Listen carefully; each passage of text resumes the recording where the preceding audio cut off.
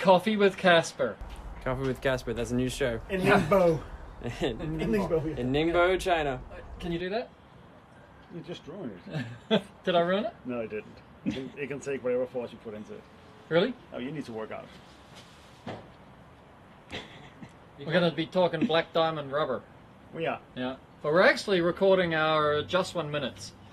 So Harrison is going to be looking at the feed and seeing if there's some any cool questions, but we're going to be talking the deep stuff about rubber. And whatever question you have, bring it on. We will answer it here right now, live. Live. Perfect. Okay, first one is the sharpest edge. Why does BlackDiamond have the sharpest edge? Well, I mean, the way rubber's been made has always been like this. This is the traditional way of making a piece of rubber, a single one. We saw a lot of problems when people are using it, storing it, when we're handling it, that we get dents on the sides.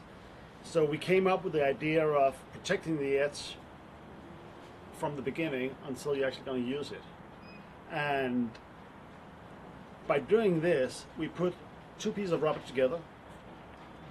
We use razor blades to cut along in the mold when we're making it from both sides, leaving it open like this and this.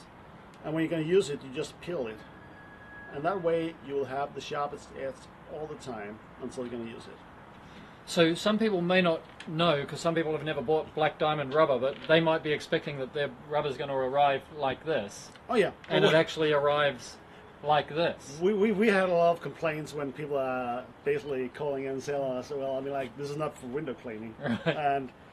And when you start telling people try and peel it apart, that's really bringing up some laughs. It's pretty good. But we should normally actually have a little instruction flyer put into the boxes. We should do that. There is actually normally a flyer in there telling you how to peel apart, showing a little documentation about that. So when the rubber is made in a mold, is it like poured in or is it injected in? This is poured in. This is like traditional old type molding where you actually pour the rubber material or into the mold. You distribute it around in the mold and then you press it. That's how you do it. And it's hot? The mold is hot. The mold is getting hot to press it and to get into the shape. And then there's a little razor blade that somebody slides manually? Inside the mold we have the razor blades. They're in the mold. In the mold on both sides. And that goes into the rubber in the molding process. Right. And that way we can make sure it's absolutely straight all the way. The problem is when you cut the rubbers afterwards, like with the machines you can buy to sharpen your rubber. Yep. To get that rubber lined completely straight and then cut it, it's really, really a hard job to do. But by this way, when we have it inside the mold, when the rubber is molded, we can make sure it is straight. Because the rubber can't move inside the mold. Yes. I mean, it has the exact size of the rubber. And that means that we don't actually supply it with an edge. The customer who uses the BlackDiamond rubber actually create their own edge when they're going to use it, because it is pre-cut. And what you have in the middle here is actually where the rubber is connected. The two pieces are connected like this. You can't really. It's really hard to pull this way. Like 1/100th of an inch or something. Yeah. But when you pull it, then you open up these edges, and the edges are completely 9 degrees sharp. Nothing has touched these edges before you use it. Yeah. This is the way we can really make the sharpest rubber. Guaranteed. Guaranteed. You cannot. There's no way you can make this rubber any more sharp or right angle than this process here. Brilliant. We have tried that. I mean, like, we've been doing it for 20 years now, and we tried all the processes, and this is what we ended up with being the most brilliant way of doing it. It's really, I'm pretty proud of it, to be honest. Very good. What's it what is it compared to? Like what are the other processes? So how would, like, let's say if we talk about Edera, how do they make this? Yeah. Well, these rubbers are very often made in a mold like this with the sharp edges. Yep. Some companies actually cut them afterwards in the process to make the edge sharp. Some actually can mold them very sharp.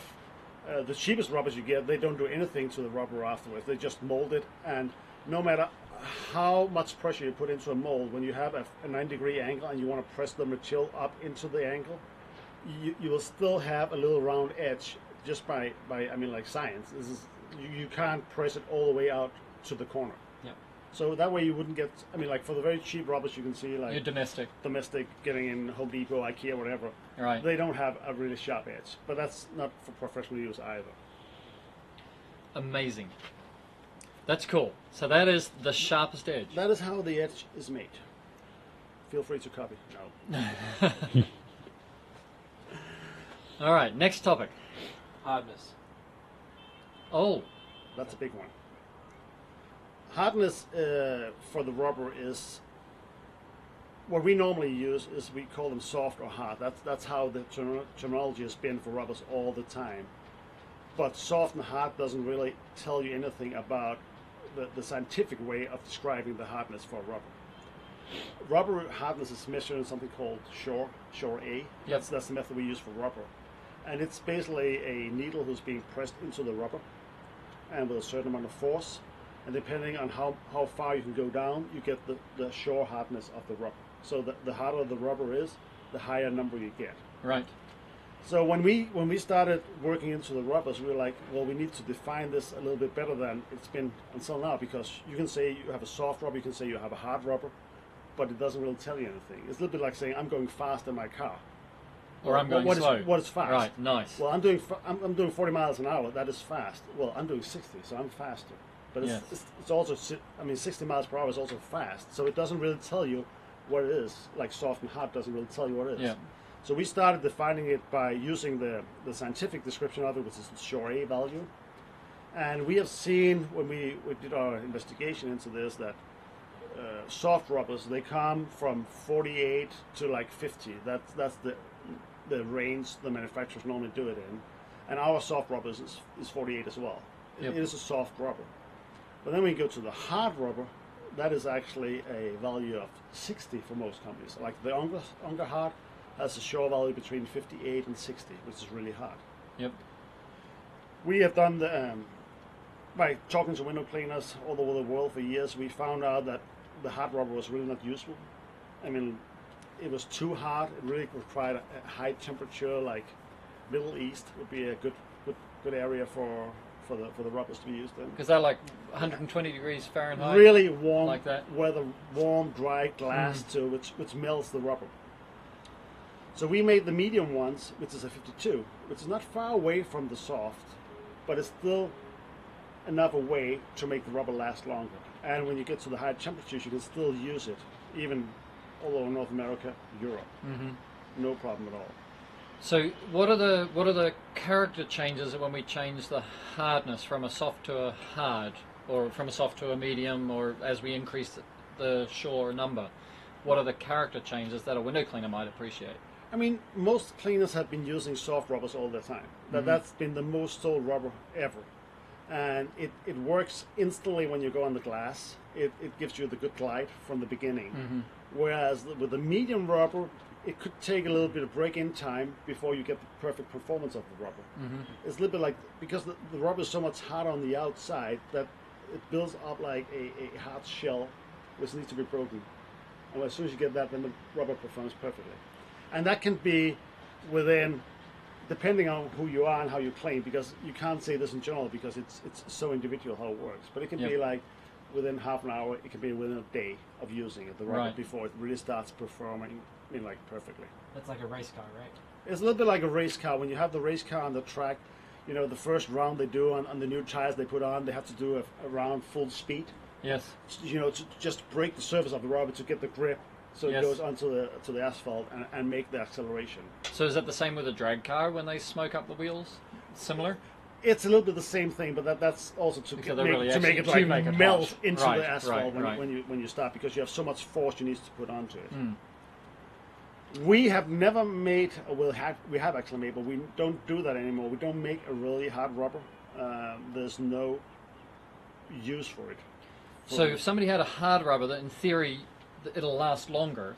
Oh yeah, the harder the rubber is, the longer it will last. Right. But it's a question about performance too. I mean, like you can put on we could make a Schor 70 rubber for you. Yep. It will feel like plastic. It will probably last you for a year. Right. But it will never clean windows good. I mean, it's about how fast you can clean the windows too. Yeah. How good a glide you get, how much water you get off the glass. Yep. And the other thing I think is that, we've noticed some guys have got a very soft touch. They'll just hold the squeegee like almost with 2 fingers kind of thing, or 3 fingers. And then other guys, press the rubber against the glass. So that would also make a difference, wouldn't it? It's a huge difference. I mean, like, it is... Very often people come to us and ask us something like, which rubber should I use for what temperature in which area you're in? And you can't say that in general because it depends so much about how you use the rubber too. Right.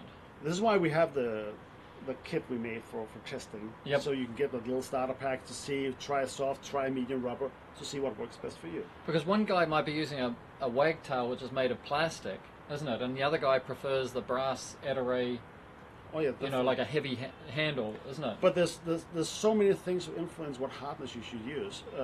The angle, for instance, when you go on the glass, when you have the 45 degrees Yep. on the glass, well, that's fine. But if you have a soft touch and you use a medium rubber, it doesn't go close enough to the glass.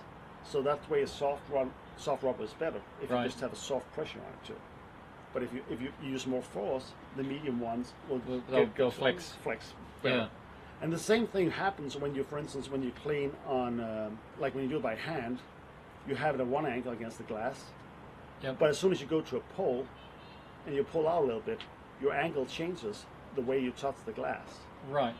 And that means if you're using, for instance, if you're used to using the medium one when you do it by hand, and you go to the pull, suddenly you have another degree. So you have from going from 45 degrees, probably you go to like 30 degrees. Yep. And that way the medium rubber will not touch the right angle. Or unless he applies more pressure against You have the to put glass. more pressure or, on it. so So if you work on the pole, I would definitely go soft. Yep. Because that way you get a better touch, better contact with the glass. Yep. That's what it's all about. and it'll a softer rubber will flex more through the range of motion that a pole Exactly. has when it comes Exactly. down, whereas a guy who's squeegeeing, he's going to maintain a certain angle, so he can, in his hand, he can get away, he can use a harder rubber. That's correct. So Eric's asked, I use liquidator channels only, and the only glitch I have with the Black Diamond is that it's about 1 millimeter narrower than most other rubbers. The clip is closer to the edge of the rubber and fouls clean close out. Why did you choose this dimension?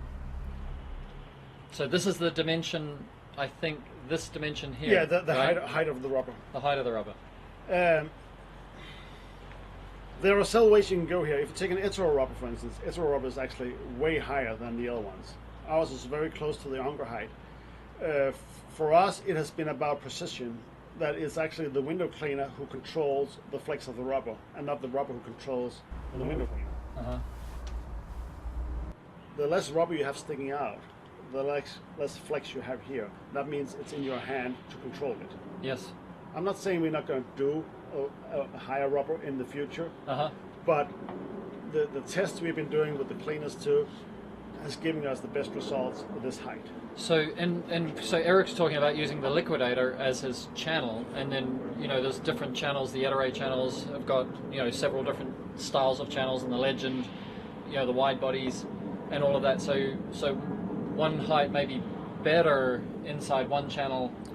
Does it go that far? I suppose it does. You can say that. I mean, it all depends on what channel you use. You can't make one rubber fit all channels because all channels are designed differently. They don't have the same height. They don't have the same width. So it's like, it is a little bit of compromising to get the product out who works the best. Right, and maybe it's not that you can't make one rubber for all channels, but you can't make one rubber for all channels for one technique. So in other words, somebody could change their technique and use a different rubber in a different way because it's going to behave differently. Well, it is. I mean, like, it is all about technique when you use the rubber, and every new rubber is a different feeling for you too. When you change from one, if you've been using one rubber for many years and you get a new rubber in, it feels differently. Right. It will always feel a little bit differently. So that's like getting into somebody else's car and driving it. It's right? a little bit like if you've been driving a Toyota for all your life and you suddenly get into a Ford. It feels different. I mean, like, Right. the buttons are not the same places, the steering doesn't feel the same way, but after a week or so, you adjust it to it, and when you go back to your Toyota or whatever you had before, And it feels strange. then it feels strange. Yeah. So it's very much like that. We had some people trying out the rubber, and they're giving out to the technicians, and you get the feedback from the technicians when you tell them, well, try this new rubber, that, well, it doesn't feel like the old one I used. It doesn't feel as good.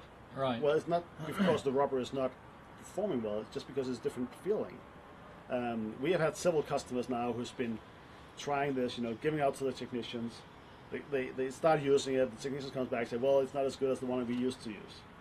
I always tell them, well, just try and put it into the channels and don't tell them you changed it. Right. And they very often do that, and they come back and say, well, the tech guys didn't complain, so it's fine. Yeah. And this is where the business owner very often comes down and says, well, this is my decision. I can save you 20% on the rubbers. Yep. Change is mental. Change is mental. Change is in the Oh, mind. it's absolutely and in the mind. The fear of change is in the mind, not Absolutely. in the actual application. And I think that, basically, That's a whole bit. if you go, it is. If you go from driving a small car to a big car, the big car or a van or something, then the van feels really big for a period of time, and then all of a sudden your mind has wrapped itself around this. I'm driving a van and it just feels normal. Oh, yeah. So similarly with this, if you don't tell anybody that the rubber's different, then maybe his mind is just going to adjust his angle so that it glides across the glass. But the guy who knows that he's changed, then he's going to be more attentive to the difference. Yeah. Absolutely. It is really a mindset very often. And you can make it all work. But you also have to find your own rubber, which one actually works the best for you. Mm-hmm. I mean, like, if I should put the general recommendations, it will be the colder weather, the softer rubber. Yep. So that means, like, if you go up north, you should never use the medium rubber. But that's not true. Right. Because a lot of people up in north who tries the medium rubber in the summertime keep on working into the winter time. If they can still control it, they're good cleaners, they know how it works. And they keep on using it all year round. Yep. Can't really explain why, but it's about the technique you're using that makes you as a window cleaner to decide what rubber to use or which hardness to use. It's not just that, it's also a business decision.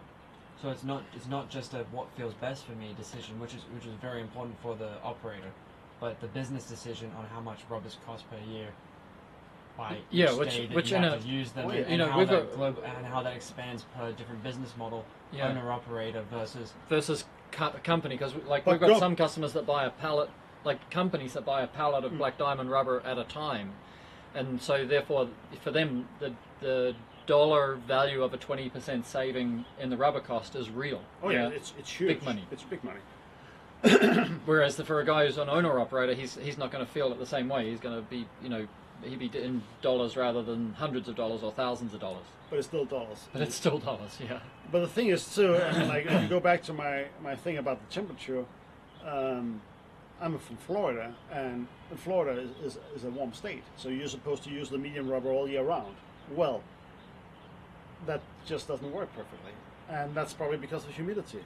That the soft rubber actually performs good in Florida as well. So that's also about how much. I mean, it's all about your technique when you're working with it. That when you go up on the glass, how much water do you put on? How much water can you make stay on the glass when you do the cleaning? So it's really like it's your individual decision which rubber performs the best for you. Now, the other part, I think Eric raised a couple of points actually, and one of them was when he was talking about when he closes out, right? Because this is shorter in his channel, in the liquidated channel, it's shorter. Yeah. So when he goes to close out, he's got less rubber Yeah. on the glass or less rubber protruding out of here. So there's no real answer to that, is there? I mean, that's just the way It's the way about- it is. If it's in a this is the liquidator. way it is, and this is about your Yeah. technique too. How you close out on the frame. I mean, like Yep. which way you do it. If you do it sideways or you do it down. True. If it's deep angle windows or if it's like European Yes. style, you old. Yeah. Polling versus by hand. There are so many things there who plays in. It will be easier for us just to make like a tall rubber, so you can get into any place on the glass easily. Right. But then it will be way more flexible and it will be way more wobbling. It wouldn't be your hand who controls as much as it is the rubber. As it's controls it. controlling it. Yeah, because you talked about that before we came on camera, is that the intention is the window cleaner is controlling the rubber, not the rubber controlling the window cleaner. Exactly. That's my whole point. I mean, We want the guys who have the skills, who build up the technique, to use their skills to clean the windows, not let the tools control you cleaning the windows. Okay, you got Jeremy Whitaker wrote, "What's the best way to trim the edges? I have always have issues getting it right, so it don't leave lines because of the crappy trims at the edge." Now I think that means this edge here. This is right? what you, I mean, like if you're smart, the smart cleaners, what they do is they for instance, they have tools in all different lengths. So you, for instance, let's say you have a 22 inch that's the longest, and you have 20, 18, 16 all the way down. What you do is when the typical place where the rubber wears off is the edges. That's the corners here, who's going to be worn off. So you need to cut this off and use it into your shorter channel later on. So what you do is basically, I mean, like my best way of doing is having on a flat table, use your scraper with a razor blade, and just do the cut straight down. Give it a little hammer on the edge, and then you throw. That gives you a very sharp edge. I mean, it's a simple thing. You can also actually, there is, I've seen a lot of scissors on the market too who can do it, but you need to buy one who's specifically made for cutting soft materials. Yes. Which is like where the blade goes up and goes straight down. The blade comes straight down. If you use a normal scissors, a pair of scissors like this, that will never do a clean cut for you. It needs to be the scissor where the blade goes down straight. And those ones, I think the blades are interchangeable. Yeah, so they're They actually are, a razor blade. Razor and blades it, that sits inside. it drops the razor blade at 90 degrees. Yeah. Otherwise, the rubber moves when you grab it. Yeah. If you have to do, I mean, if you don't have any tools and you have to cut it on the job, and you only have a pair of normal scissors, always cut from this side. Ha. Nice. Because then when you get the first cut nice, you don't care that much about how it curls up here or if it doesn't get completely straight, because it's the edge here was important. But I'll always use a razor blade, always. What's the breaking time for Black Diamond rubber?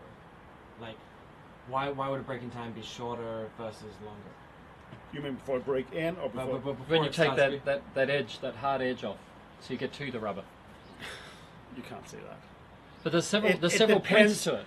There's so many things who plays into this. Let's It's the drop them in temperature of one the by one. glass.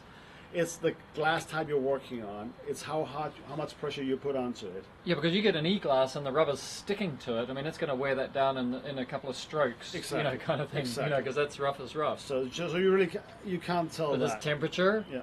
There's the hardness of the rubber. Yeah. Because the harder it is, the outside in the forming in the mold, there's a harder outside which you've got to wear through. Yeah. Yeah. Then there's how hard do you press against the glass if you're a window cleaner? Are you using a wagtail with 2 fingers, or are you using an Eteray and using your big muscles? Amount of water on the glass, true. humidity. Yeah. We can keep on going. I mean, so there's so many things. So you'll have to figure out yourself. I mean, like when you're doing it, how long time it takes for you. We have had people who's like using the sober rubber and think the medium edition is a little long time of breaking in. That's why we made the soft version coming out now. Yep. But then we have other guys using the medium one, say, well, it's fine. It just takes me a half an hour, and then it's broken in. It's broken in. So yeah. you can't say any general things about how long time it takes to break in a piece of rubber. But it could also, like if you think about it, somebody's doing storefronts and he's just maintaining clean, so he's not actually taking a lot of dirt off, and another guy's doing a window that hasn't been cleaned for a year, and there's a load of dirt in the soapy water. Of course. So he's got that dirt rolling under the... Just a little bit like having a piece of paper or sandpaper against the surface. And Right. Of course, the dirt will actually break it in faster. Yeah. So clean a dirty window with a new blade.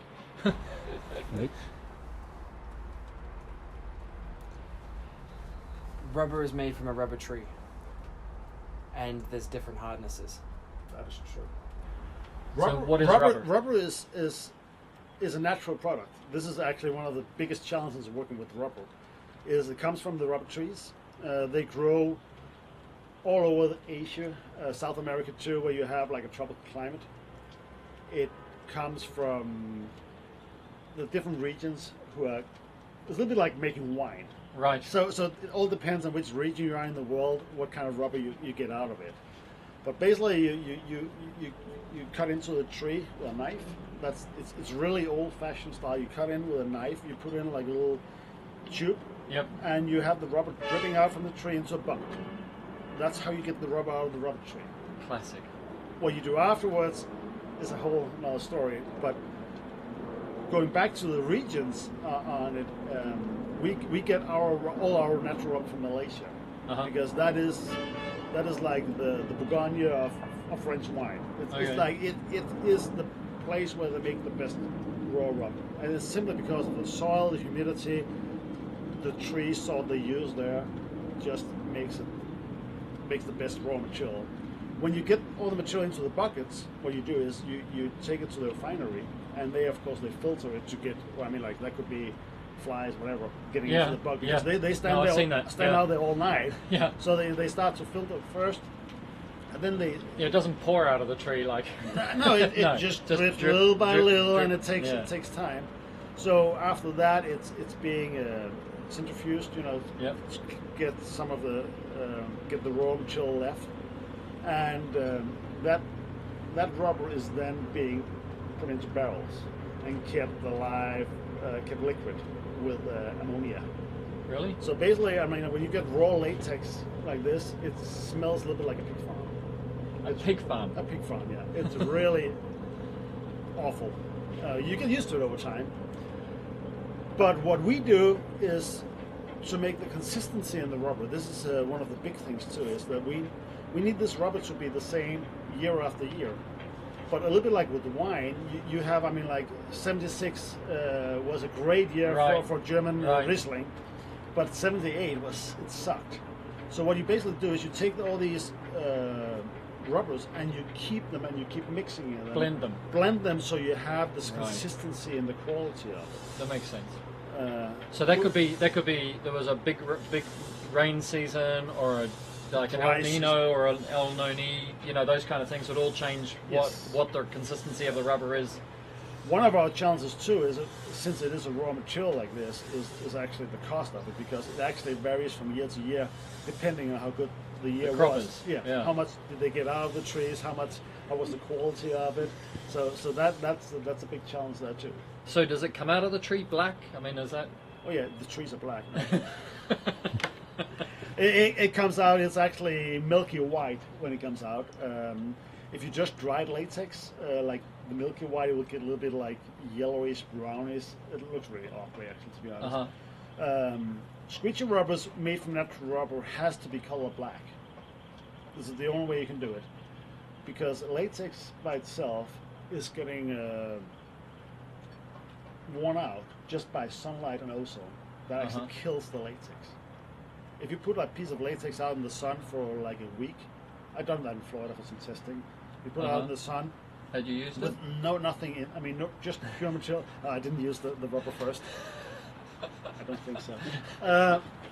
You let it hang out there in the sun, and after a week, you can just take the rubber and just peel it apart. It's completely broken down. So the UV. You get not the UV, but it's the ozone and the sunlight, and it actually gives the rubber like what we call elephant skin, which starts getting grayish, and then it starts to break, just like getting broken, and you can just brush it off afterwards. So what you do is you put in additives into the rubber. One of them, most important ones, are the carbon black, and carbon black is black. Yep. And that is a UV stabilizer, which makes the rubber last in the sun. By saying that doesn't mean that you should take your rubbers and put them in your car and on the dashboard or something. Have the sun beam onto it for weeks.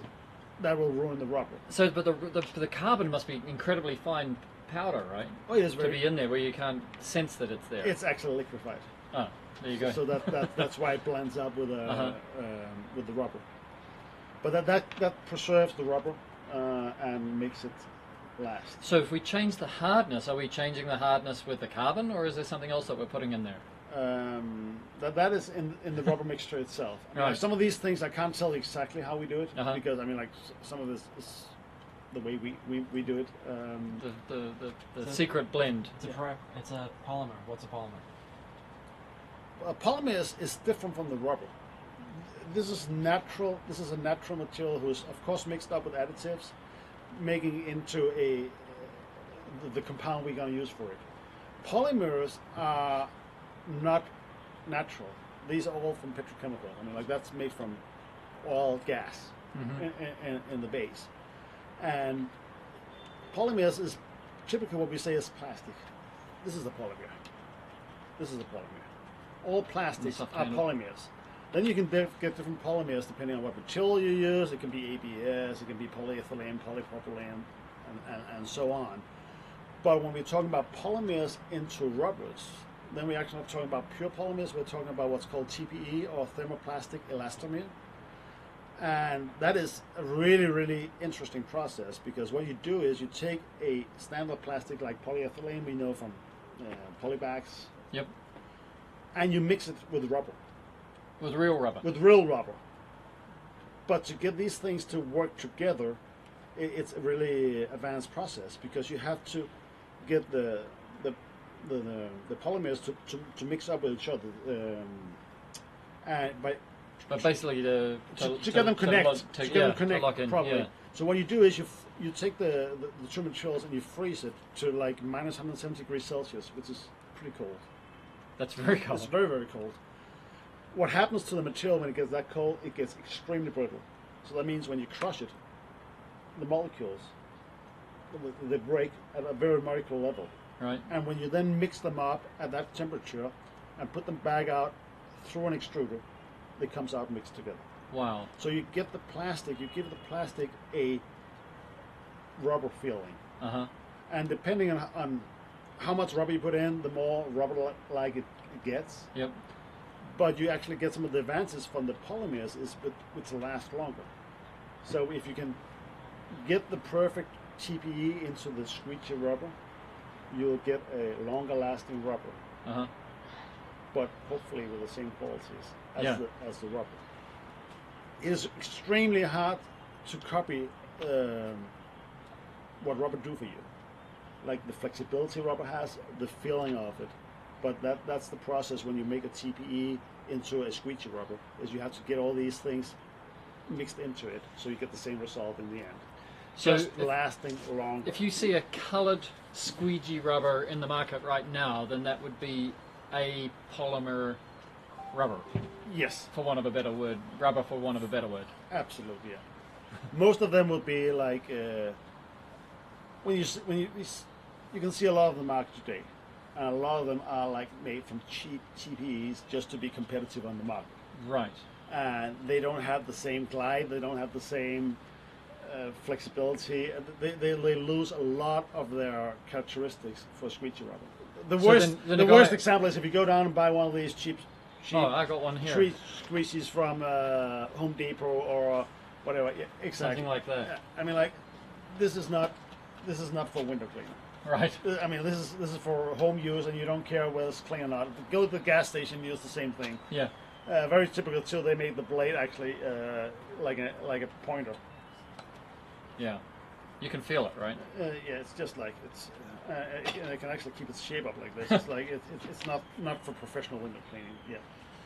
Are there any myths that you can see in when squeegee rubber is sold that you as a professional and an engineer, it's easy to see that they're telling false facts or things that sound good but they're not actually true?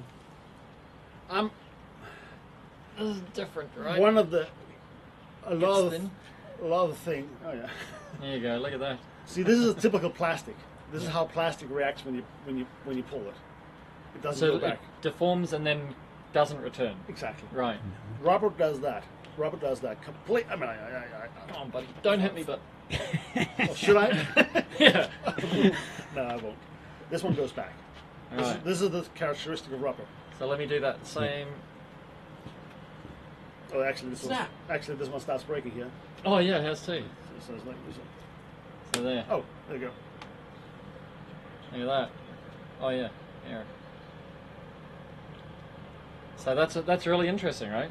That's tells like an easy to prove difference. So if you've got some coloured rubberish stuff that you're using now, then you could run this test and actually experience it yourself. Yeah.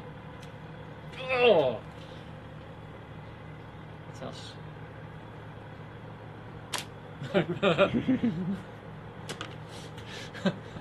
camera. You asked about the myth. Myths and Squeegee rubber. I mean, everybody who sells Squeegee rubber are salespeople, mostly. Yeah. Yes. And if I have business and I want to sell you Squeegee rubber, and I can sell you A, which costs you $300, I can sell you B, which costs you $200. If I'm a distributor, which one do I want to sell to you? If I have 50% profit, I want to sell you a $300 rubber, and I can tell you it's way better because I make more profit on it. That is one of the biggest things. The way better for me filter. It is the way better for me filter, which As a seller or as whatever. a salesperson. We've been doing rubbers for 20 years. We make money on making rubber, no doubt about that. We have been making rubbers for all, more or less. Yeah, well, so a lot of the big brands too, and it's always a question of what you put into it. It doesn't really give you the. You don't get more just because you pay more for the rubber. Right. It's about what's put into the raw material when you manufacture it. Yep. That's the important thing. You can put whatever brand on you want to put on it. It can be called John Doe's rubber if you want to. Yeah. It's about what's inside of it, and that's for the window cleaner to try out and test to see. But if you save money on your rubber in the long run, it works for you. That's a good business for you as a window cleaner. That's what it's about. It's not about how much. If you pay $500 for a piece of rubber, we don't change the price whether we make a round top rubber like this one for the Unger, Ettore, and all the standard channels, or if we make a rubber for any flat top channels like the Sorbo, like the Legend, and so the Legend actually use the round top too. Okay. But today you will see a big price difference that one rubber is more expensive than the other. I mean, like if you want to use the Sorbo rubber, it's way more expensive than any other rubber on the market. Wow. Just because it's the only one that fits the Sorbo. Well, we have the flat top rubber that fits into the Sorbo channel, so same price as our round top rubber. Because for us, it's rubber. It's not branding or anything like that. This is a quality rubber we're making. We don't care whether we have to make a round top on it or a flat top on it. It's the same cost. It's much like gas prices. Like you can go to Shell and you get the super extreme blah blah blah blah whatever. Yes, it will probably give you like 2 horsepower more, but can you really feel 2 horsepower more? No. And a standard car? No, it doesn't even make a difference. It'd be worse if the gas station was trying to sell you the gas based on how much money they make versus what it did to your car. Oh yeah. Yes. We're about to catch this. Yeah. That's going for Instagram. We are about 4 times 12. We're about 50 feet in the air. He's 50 feet in the air right now on the edge. That's classic. Well, I mean, like he's got his harness on, right? No. No. Oh, he didn't hear that. Okay. Do you make a medium rubber? Yes, we make a soft and a medium rubber. We don't do the hard one as it is. So would if we talk about the other ways that people, like if Ettore makes a hard rubber but it's a wider this way, they'll get a set of behaviors out of that. They'll get different behavior out because if you have the higher rubber, you have the more flexibility, so the harder rubber wouldn't feel that hard if it's higher in the profile. In the profile. That's definitely true. Interesting. Okay, what else we got?